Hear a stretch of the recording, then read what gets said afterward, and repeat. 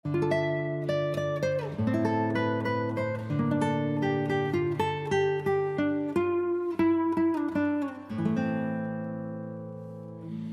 মাছের টক ঝাল মিষ্টি বানানোর জন্য এখানে আমি 6টা পাবদা মাছ নিয়েছি। পাবদা মাছগুলোকে নুন আর ভিনিগার মাখিয়ে 15 মিনিট রেখে ভেজে নিয়েছি। 6-7টা কাজু বাদাম, বড় 1 চামচের পোস্ত, সেটা আমি পেস্ট করে নিয়েছি। আর নিয়েছি এখানে টমেটো পেঁয়াজ বাটা, একটা মাঝারি সাইজের টমেটো আর একটা মাঝারি সাইজের পেঁয়াজ নিয়ে আমি সেটাকে পেস্ট করে নিয়েছি কাসুরি মেথি আর ভিনিগার। চলো এবার আমরা রান্নাটা করে নিই। এখানে আমি কড়াই নিয়েছি, কড়াইয়ে তেল নিয়েছি, সর্ষের তেল নিয়েছি। এবারে সর্ষের তেলটা আমার গরম হয়ে গেছে। এবার আমি এখানে টমেটো পেঁয়াজ বাটাটা দিয়ে দেব।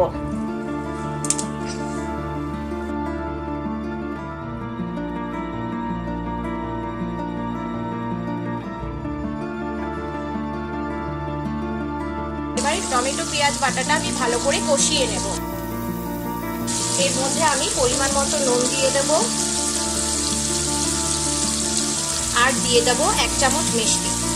এই রেসিপিটাতে আমার হলুদ লাগবে না, হলুদ ছাড়াই রান্নাটা হবে। আর এখানে আমি 2টো লঙ্কা দিয়ে দিলাম। দেখো আমি মশলাটা কষিয়ে নিয়েছি। এবারে আমি এর মধ্যে 1 ঢাকনা ভিনিগার দিয়ে দেব। ভিনিগার দিয়ে একটু নাড়াচাড়া করে আমার এখানে কাজু বাদাম আর পোস্ত বাটাটা আমি দিয়ে দেব।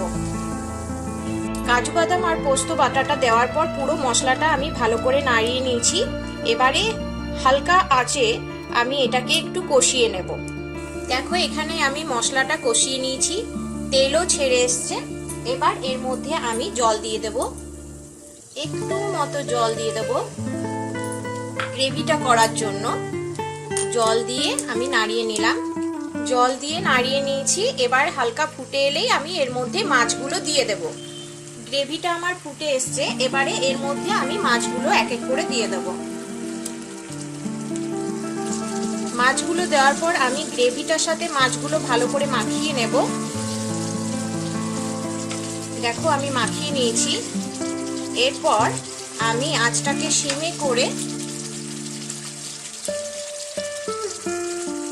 ঢাকা দিয়ে দেবো। আঁচটা সিমে করে আমি 1 মিনিট মতো ঢাকা দিয়ে রেখে দিয়েছিলাম। দেখো কি সুন্দর তেল বেরিয়ে এসছে। এবার আমি এখানে 3টে লঙ্কা চিড়ে দিয়ে দিলাম। নামাবার আগে আমি একটু কাসুরি মেথি ছড়িয়ে দিলাম। এবার এটাকে আমি নামিয়ে নেব। দেখো এটা আমি একটা সার্ভিং বোলে ঢেলে নিয়েছি। ব্যাস হয়ে গেছে আমার রেডি পাবদা মাছের টক ঝাল মিষ্টি।